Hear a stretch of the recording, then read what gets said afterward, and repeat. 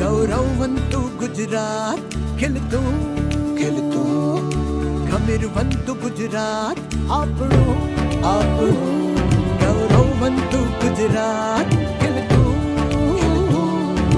ગમીરવંતુ ગુજરાત, વિવિધ ઉપલબ્ધિની ગાથા ગાઈએ, વિવિધ ઉપલબ્ધિની ગાથા ગાઈએ, ગાઈએ ગુજરાત ગાથા, ગુજરાત ગાથા ગાઈએ, ગુજરાત ગાથા, ગુજરાત ગાથા.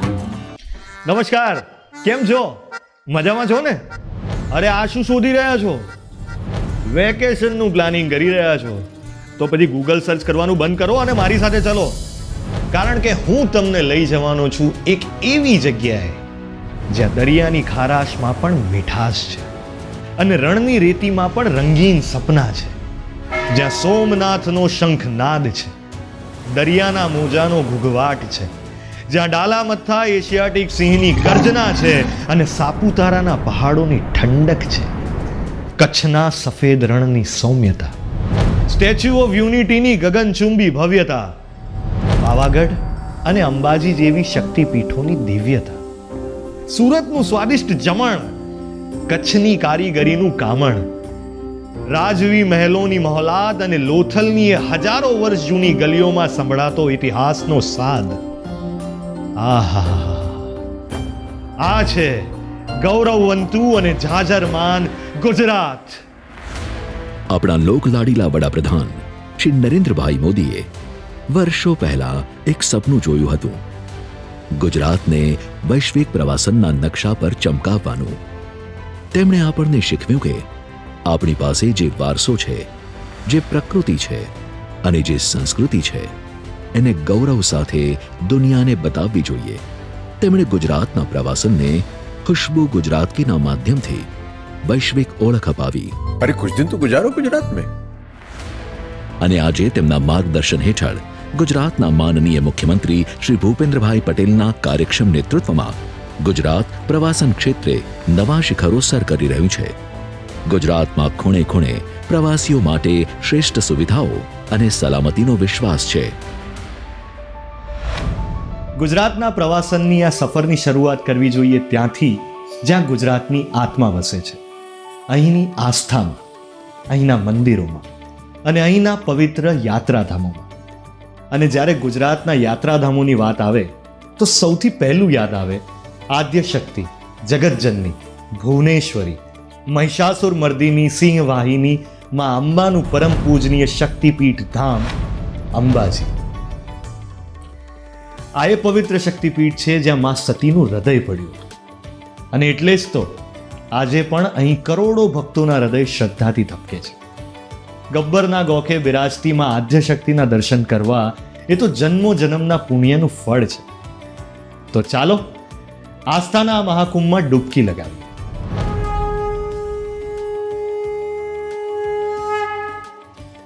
અરવલ્લીની પહાડીઓમાં વસેલું શક્તિપીઠ અંબાજી એટલે લાખો શ્રદ્ધાળુઓની આસ્થાનું કેન્દ્ર. માં અંબાનું આ ધામ હવે માત્ર ધાર્મિક જ નહીં પણ એક આધુનિક સુવિધાયુક્ત પ્રવાસન સ્થળ પણ બની ગયું છે. અહીં સરકાર દ્વારા પ્રવાસીઓની સુવિધા માટે ભવ્ય પરિક્રમા પથનું નિર્માણ કરવામાં આવ્યું છે, જ્યાં 51 શક્તિપીઠના દર્શન એક જ સ્થળે થઈ શકે છે. અમે પાલનપુરથી આવ્યા છીએ મા અંબાની 51 પરિક્રમા કરવા માટે. હું 3 વર્ષથી સતત આવું છું.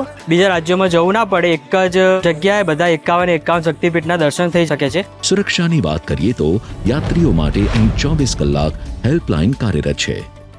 સમગ્ર મંદિર પરિસર સીસીટીવી કેમેરાથી સજ્જ છે. ગબ્બર પર્વત પર જવા માટે અત્યાધુનિક રોપવે અને પથ્થરો પર કરવામાં આવેલું સુંદર લાઇટિંગ રાત્રિના સમયે દિવ્ય વાતાવરણ સર્જે છે.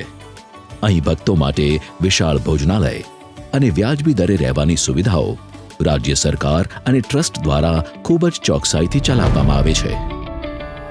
માં અંબાના આશીર્વાદ તો લીધા, હવે મળીએ રુદ્ર રૂપા, ભયંકરી, દૈત્ય વિનાશિની, મુંડ માલિની, ભય હારિણી માં મહાકાળીને.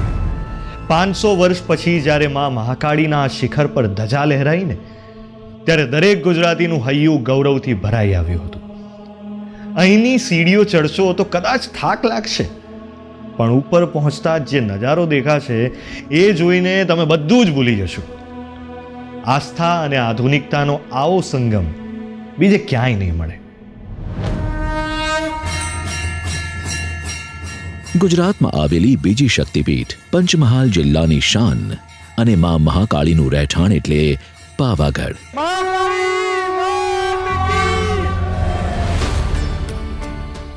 ડુંગરની ટોચ પર બિરાજમાન માતાજીના દર્શન કરવા જવું એક રોમાંચક અનુભવ છે. હાલમાં જ મંદિરનું જે નવનિર્માણ થયું છે એ જોઈને આંખો અંજાઈ જાય છે. વિશાળ શિખર અને મંદિરનું પ્રાંગણ હવે એટલું મોટું છે કે હજારો ભક્તો એક સાથે દર્શન કરી શકે છે. અહીં વિશાળ પ્રદક્ષિણા પથ, ભક્તો માટે વિશ્રામગૃહ અને પીવાના પાણીની આધુનિક વ્યવસ્થા ઊભી કરવામાં આવી છે. પર્વત પર ચડવા માટેની સીડીઓનું નવીનીકરણ કરવામાં આવ્યું છે અને રોપવેની ક્ષમતા વધારાઈ છે, જેથી ભીડના સમયે પણ પ્રવાસીઓને તકલીફ ન પડે. પર્વતની તળેટીમાં આવેલા ચાંપાનેર હેરિટેજ સાઇટની જાળવણી માટે પણ પુરાતત્વ વિભાગ અને ટુરિઝમ વિભાગ સાથે મળીને કામ કરી રહ્યા છે, જે ઇતિહાસ અને ભક્તિનો સંગમ કરાવે છે.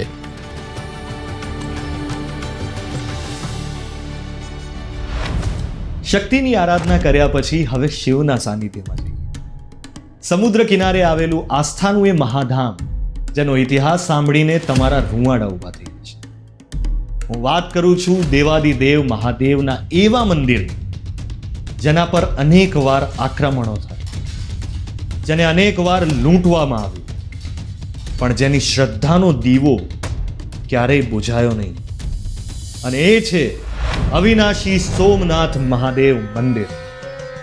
સમુદ્રના મોજા જ્યારે આ આદિ જ્યોતિર્લિંગના ચરણ પખાડે અને સાંજના સમયે જ્યારે જય સોમનાથનો નાદ આખા આકાશમાં ગુંજે, ત્યારે લાગે કે કાળ પણ અહીં આવીને થંભી ગયો છે. અહીંનો 1.5 કિલોમીટર લાંબો સમુદ્ર દર્શન પથ અને રાત્રે થતો 3D પ્રોજેક્શન શો તમને ઇતિહાસની એવી સફરે લઈ જશે કે તમે બોલી ઉઠશો, ધન્ય છે આ સોરઠની ધરાન. તો ચાલો કાળના પણ કાળ એવા મહાકાળના શરણે.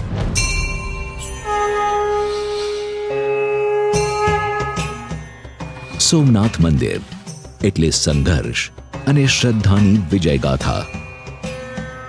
12 જ્યોતિર્લિંગોમાંના આ સૌપ્રથમ જ્યોતિર્લિંગના દર્શન કરવા એ દરેક ભારતીયનું સ્વપ્ન હોય છે.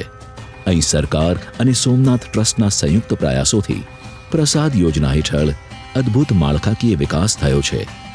પ્રવાસીઓની સગવડ માટે અહીં digital information kiosk, clock room અને હાઈટેક પાર્કિંગ બનાવવામાં આવ્યું છે. યાત્રીઓની સુરક્ષા માટે અહીં ખાસ પોલીસ ચોકી અને સમુદ્રમાં લાઈફ ગાર્ડ્સની વ્યવસ્થા પણ કરવામાં આવી છે. આ ઉપરાંત સોમનાથમાં આવતા વરિષ્ઠ નાગરિકો અને દિવ્યાંગો માટે નિઃશુલ્ક ગોલ્ફ કાર્ટની સુવિધા ઉપલબ્ધ છે, જે તેમને પાર્કિંગથી મંદિર સુધી સુખદ સફર કરાવે છે. અહીં અદ્યતન ટુરિસ્ટ ફેસિલિટેશન સેન્ટર બનાવવામાં આવ્યું છે, જ્યાંથી પ્રવાસીઓને સ્થાનિક પર્યટન સ્થળો અને રહેવાની વ્યવસ્થા વિશેની તમામ માહિતી આંગળીના ટેરવે મળી રહે છે. શ્રદ્ધાળુઓની વધતી સંખ્યાને ધ્યાનમાં રાખીને સરકારે અહીં વિશાળ લાઇબ્રેરી, ભોજનાલય અને સમુદ્ર દર્શન પથ પર બેઠક વ્યવસ્થાનું પણ આધુનિકીકરણ કર્યું છે, જેથી સોમનાથની મુલાકાત દરેક ભક્ત માટે જીવનભરનું સંભારણું બની રહે. સોમનાથ દાદાના દર્શન કર્યા પછી હવે ચાલો એ નગરીમાં જેનું નામ લેતા જ મન હરખાઈ જાય. ત્રિલોક સુંદર જગત મંદિર અને ભગવાન શ્રી કૃષ્ણની કર્મભૂમિ એટલે દ્વારકા, જેની એક ઝલક માટે આંખો તરસે છે. એ 52 ગજની ધજા જ્યારે આભને આંબથી લહેરાય, ત્યારે ભલભલાનું મસ્તક શ્રદ્ધાથી ઝૂકી જાય છે. તો ચાલો પ્રેમ અને ભક્તિની આ નગરીમાં કહીએ, હાથી ઘોડા પાલખી, જય કનૈયા લાલ કી. દરિયા કિનારે બિરાજતું દ્વારકાનું ભવ્યાતિ ભવ્ય જગત મંદિર આજે પ્રવાસીઓ માટે આધુનિક સુવિધાઓથી સજ્જ છે. અહીં આવતા પ્રવાસીઓની સુવિધા માટે ગોમતી ઘાટનું સુંદર નવીનીકરણ કરવામાં આવ્યું છે, જ્યાં રાત્રિના સમયે ઝળહળતી રોશની ભક્તોને મંત્રમુગ્ધ કરી દે છે. પ્રદૂષણ મુક્ત પરિવહન માટે ઇલેક્ટ્રિક બસો અને ઈ રિક્ષા જેવી ગ્રીન ટ્રાન્સપોર્ટ સુવિધાઓને વેગ આપવામાં આવ્યો છે. અને હવે તો દ્વારકાથી બેટ દ્વારકા જવા માટેનો ભવ્ય સુદર્શન સેતુ પણ બની ગયો છે, જે રાતના સમયે કેબલ સ્ટેડ બ્રિજ તરીકે રોશનીથી ઝળહળી ઉઠે છે. ભારતનો આ સૌથી લાંબો કેબલ સ્ટેડ બ્રિજ પ્રવાસીઓ માટે માત્ર પરિવહનનું સાધન નથી, પણ એક અદ્ભુત ટુરિઝમ સ્પોટ બની ગયો છે. ઈશ્વરના આશીર્વાદ લીધા પછી હવે સમય છે ગુજરાતના એ નવા શિખરો જોવાનો જે આખા વિશ્વની આંખો અંજાવી રહ્યા છે. આવો અનુભવીએ પ્રવાસનના ક્ષેત્રમાં થયેલા એ ગૌરવશાળી વિકાસને જેણે ગુજરાતને એક નવી જ ઓળખ આપી છે. નર્મદાના કિનારે ઉભેલી સરદાર સાહેબની વિશ્વની સૌથી ઊંચી પ્રતિમા આધુનિક ભારતની એક અજાયબી છે. 182 મીટર ઊંચી આ પ્રતિમાની અંદર જઈને જ્યારે કોઈ વ્યુઇંગ ગેલેરીમાંથી નર્મદા બંધને જુએ છે, ત્યારે એક આગવો જ અનુભવ થાય છે. ગુજરાત સરકારે કેવડિયાને એક સંપૂર્ણ ટુરિઝમ હબ તરીકે વિકસાવ્યું છે. અહીંનું જંગલ સફારી,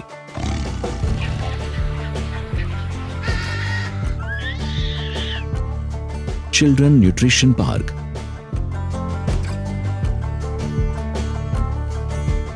અને આરોગ્ય વન મુલાકાતીઓને એક નવો જ અનુભવ આપે છે. हर जगह पे रुक के बताते हैं कि ये इस पेड़ का इसके लिए यूज़ होता है, ये श्रब का इसके लिए यूज़ होता है, और छोटे छोटे पीसेस दिखाते हैं कि अरे इसका स्मेल देखिए, इसका आपको हाथ लगाएंगे तो आपको दिखेगा कि ये कैसे इसका टेक्सचर है. फिर वो जो टच मी नॉट प्लांट था वो उन्होंने दिखाया, और बहुत ही अच्छा मेंटेन किया हुआ है एक्चुअली. રાત્રે થતો પ્રોજેક્શન મેપિંગ શો પ્રવાસીઓને સરદાર વલ્લભભાઈ પટેલની અદ્ભુત પ્રતિભાથી અભિભૂત કરી દે છે. અહીં પ્રવાસીઓની સુવિધા માટે મહિલા ડ્રાઈવરો દ્વારા સંચાલિત પિંક ઓટો, શટલ બસો અને હેલિકોપ્ટર રાઇડની વ્યવસ્થા છે. સુરક્ષા માટે અહીં આધુનિક સિક્યોરિટી ચેકપોસ્ટ્સ અને સીસીટીવી સર્વેલન્સ છે. એકતા નગર રેલવે સ્ટેશન સીધું જ દેશના મોટા શહેરો સાથે જોડાયેલું છે.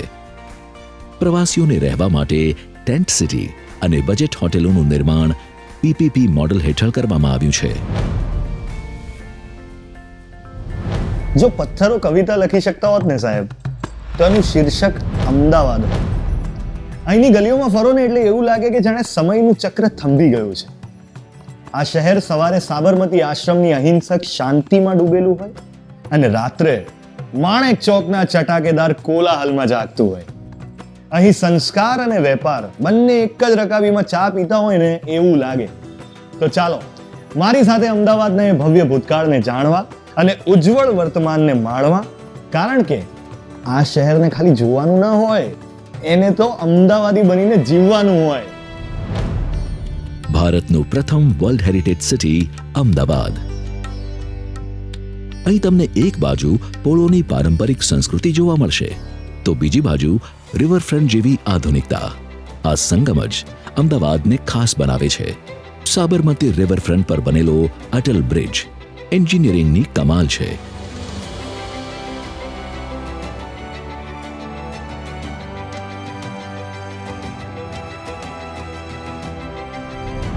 અહીં વોકિંગ ટ્રેક, સાયકલિંગ ટ્રેક અને રિવર ક્રૂઝ જેવી સુવિધાઓ છે. ભલે તમે દુનિયા આખી ફરી લો, પણ જો કચ્છનું આ સફેદ રણ ન જુઓ ને તો તમારી સફર અધૂરી ગણાય. અહીં શિયાળાની રાત્રે જ્યારે પૂનમનો ચાંદ આ સફેદ ધરતી પર પોતાનું તેજ રેલાવે ને, ત્યારે એવું લાગે કે જાણે કુદરતે પૃથ્વી પર રત્નોની ચાદર બિછાવી દીધી છે. એટલે જ તો કહેવાય છે કે કચ્છ નહીં દેખા તો કુછ નહીં દેખા. આ ભૂમિની તાસીર જ કંઈક અલગ છે. અહીંની રેતીમાં પગ મૂકો ને એટલે ખબર પડે કે ગુજરાતની સાચી મહેમાનગતિ કોને કહેવાય. તો ચાલો મારી સાથે આ અદ્ભુત રણના ઉત્સવમાં ખોવાઈ જવા.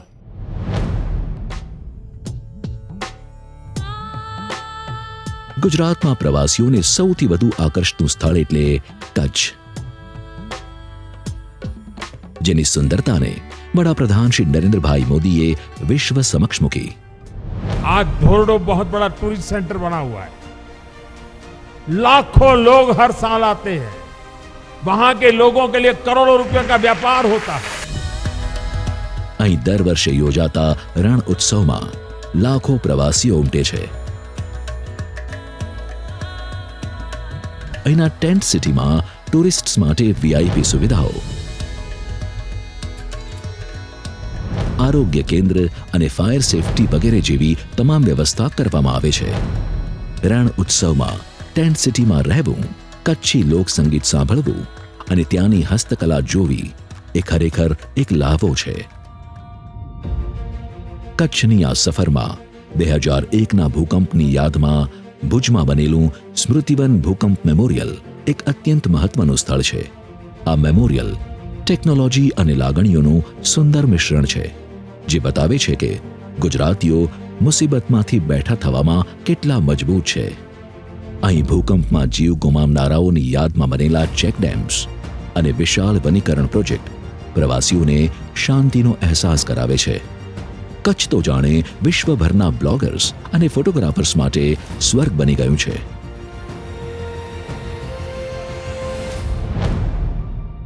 હવે સફેદ રણમાંથી નીકળીને સફેદ વાદળોના પ્રદેશમાં પહોંચી જઈએ તો ચલો સાપુતારા. લોકો કહે છે કે ગુજરાતમાં ગરમી બહુ પડે, પણ એકવાર સાપુતારા આવો તો ખબર પડે કે કુદરતી એર કન્ડિશનર કોને કહેવાય છે. જ્યારે સહ્યાદ્રીની પહાડીઓ પર ધુમ્મસની ચાદર પથરાય અને તમે પેલી રોપવેમાં બેસીને નીચે જુઓ, આહાહા, અહીંના પહાડોમાં સવારનો સનરાઈઝ અને સાંજનો સનસેટ, આ નજારો જોવા માટે તો નસીબ જ જોઈએ.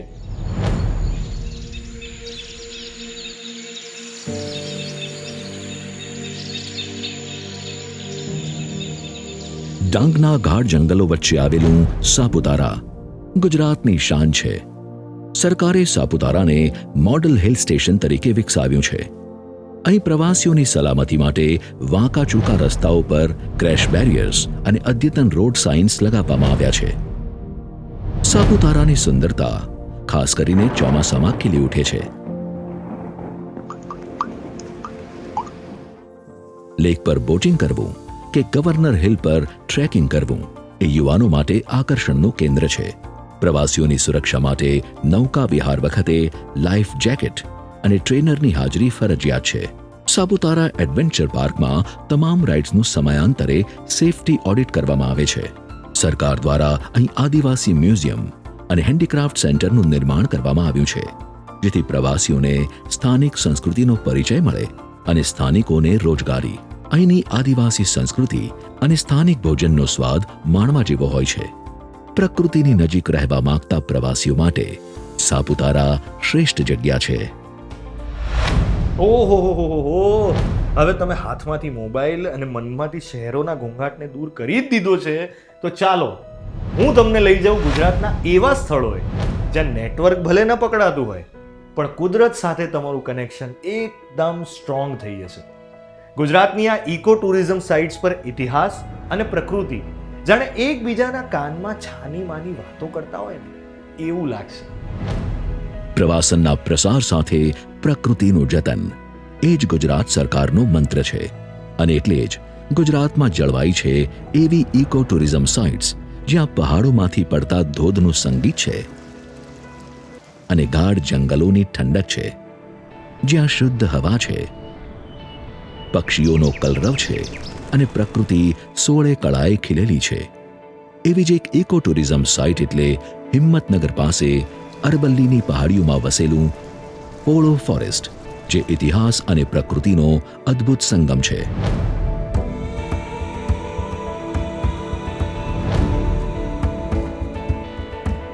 પંદરમી સદીના પ્રાચીન જૈન અને શિવ મંદિરોના અવશેષો અહીંના ગાઢ જંગલોમાં છુપાયેલા છે. ગુજરાત સરકારે આ સ્થળની ગરિમા જાળવી રાખીને તેને એક મોડલ ઇકો ટુરિઝમ સાઇટ તરીકે વિકસાવ્યું છે. દર વર્ષે અહીં પોલો ઉત્સવનું આયોજન કરવામાં આવે છે, જે પ્રવાસીઓમાં ખૂબ લોકપ્રિય છે. પ્રવાસીઓની સુરક્ષા માટે વન વિભાગ દ્વારા અહીં ખાસ ટ્રેન ગાઈડ્સની નિમણૂક કરવામાં આવી છે, જેઓ ટ્રેકિંગ દરમિયાન મુલાકાતીઓનું માર્ગદર્શન કરે છે. હરણાવ નદીના કિનારે પ્રવાસીઓ માટે સુરક્ષિત પાથવે અને વ્યુઇંગ પોઇન્ટ્સ બનાવવામાં આવ્યા છે. વન વિભાગ દ્વારા સંચાલિત ઇકો કેમ્પ સાઇટમાં રહેવા અને જમવાની ઉત્તમ વ્યવસ્થા છે.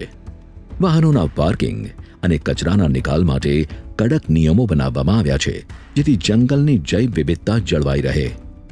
શૈક્ષણિક પ્રવાસ માટે આવતા વિદ્યાર્થીઓ માટે અહીં નેચર એજ્યુકેશન સેન્ટર પણ બનાવવામાં આવ્યું છે, જે પ્રકૃતિ પ્રત્યે જાગૃતિ ફેલાવે છે. ખરેખર ગુજરાતની પ્રકૃતિ મનને મોહી લે તેવી છે. ગોરી તમે મનડા લીધા મોહીરાજ. પણ ગુજરાતના આશીર્વાદ માત્ર જંગલો અને પહાડો પૂરતા મર્યાદિત નથી. જે રાજ્ય પાસે ભારતનો સૌથી લાંબો એટલે કે 1600 કિલોમીટરનો દરિયા કિનારો હોય, એનું પ્રવાસન દરિયા એટલે કે સમંદર વગર તો કેમ પૂરું થાય? માનનીય વડાપ્રધાન શ્રી નરેન્દ્રભાઈ મોદીની પ્રેરણા અને માનનીય મુખ્યમંત્રી શ્રી ભૂપેન્દ્રભાઈ પટેલના માર્ગદર્શન હેઠળ ગુજરાતના દરિયા કિનારાઓ આજે વિશ્વ સ્તરીય બીચ ડેસ્ટિનેશન તરીકે ઉભરી રહ્યા છે. દ્વારકાથી માત્ર થોડા કિલોમીટર દૂર આવેલો શિવરાજપુર બીચ આજે ગુજરાતના પ્રવાસનનું ગૌરવ છે. આ બીચની સૌથી મોટી સિદ્ધિ એ છે કે તેને આંતરરાષ્ટ્રીય સ્તરનું બ્લુ ફ્લેગ સર્ટિફિકેટ મળ્યું છે, જે તેની અદ્ભુત સફાઈ અને સુરક્ષિત વાતાવરણનું પ્રમાણ છે. અહીં પ્રવાસીઓની સુરક્ષા માટે લાઇફગાર્ડ્સ, આધુનિક ચેન્જિંગ રૂમ્સ અને શાવર એરિયાની ઉત્તમ સુવિધા ઊભી કરવામાં આવી છે. પ્રવાસીઓને કોઈ તકલીફ ન પડે તે માટે અહીં સુવ્યવસ્થિત પાર્કિંગ, સોલર પેનલ્સ દ્વારા લાઇટિંગ અને ઇકો ફ્રેન્ડલી બેઠક વ્યવસ્થા છે. સાહસના શોખીનો માટે સરકારે અહીં સ્કૂબા ડાઇવિંગ અને અન્ય વોટર સ્પોર્ટ્સને મંજૂરી આપી છે, જે પ્રોફેશનલ ટ્રેનર્સની દેખરેખ હેઠળ ચાલે છે. શિવરાજપુર બીચ એ સરકારના સસ્ટેનેબલ ટુરિઝમના વિઝનનું જીવંત ઉદાહરણ છે. દીવની સરહદે આવેલો અહેમદપુર માંડવી બીચ ગુજરાતનો સૌથી લાંબો અને શાંત દરિયા કિનારો ગણાય છે. તેની સોનેરી રેતી અને ઊંચા તાડના વૃક્ષો પ્રવાસીઓને મંત્રમુગ્ધ કરી દે છે. ગુજરાત પ્રવાસન નિગમ દ્વારા અહીં ભવ્ય રિસોર્ટ્સ અને કોટેજ બનાવવામાં આવ્યા છે. વોટર સર્ફિંગ, પેરાસેલિંગ અને સ્પીડબોટ રાઇડ્સ જેવી એક્ટિવિટીઝ માટે આધુનિક સાધનો અને સુરક્ષાની વ્યવસ્થા કરવામાં આવી છે. બીચના મેન્ટેનન્સ માટે ખાસ સફાઈ કર્મચારીઓની ટીમ 24 કલાક કાર્યરત રહે છે. પ્રવાસીઓની સગવડ માટે અહીં ઇન્ફોર્મેશન સેન્ટર્સ અને બાળકો માટે પ્લે એરિયા પણ વિકસાવવામાં આવ્યા છે. અહેમદપુર માંડવી બીચ તેની શાંતિ અને શુદ્ધતાને કારણે પ્રવાસીઓનું સૌથી મનગમતું ડેસ્ટિનેશન બની ગયો છે. ગુજરાતમાં પ્રવાસન એ માત્ર ફરવું નથી, પણ અહીંની સંસ્કૃતિ અને વિકાસને સમજવાની એક તક છે. આજે ગુજરાતમાં પ્રવાસન દર વર્ષે 24% નોંધપાત્ર વધારા સાથે આગળ વધી રહ્યું છે. આ આંકડો ફક્ત પ્રવાસીઓની સંખ્યા નથી દર્શાવતો, પણ એ વિશ્વાસ દર્શાવે છે જે તેમણે ગુજરાત પર મૂક્યો છે. અહીં અતિથિને દેવ માનવામાં આવે છે. અહીંની માટીમાં મહેમાન ગતિ છે, અહીંના પવનમાં પ્રગતિ છે અને અહીંના લોકોમાં પ્રેમ છે. પ્રકૃતિ, પરંપરા અને પ્રગતિનો સાથ. પ્રવાસનનું પર્યાય એટલે આપણું ગુજરાત.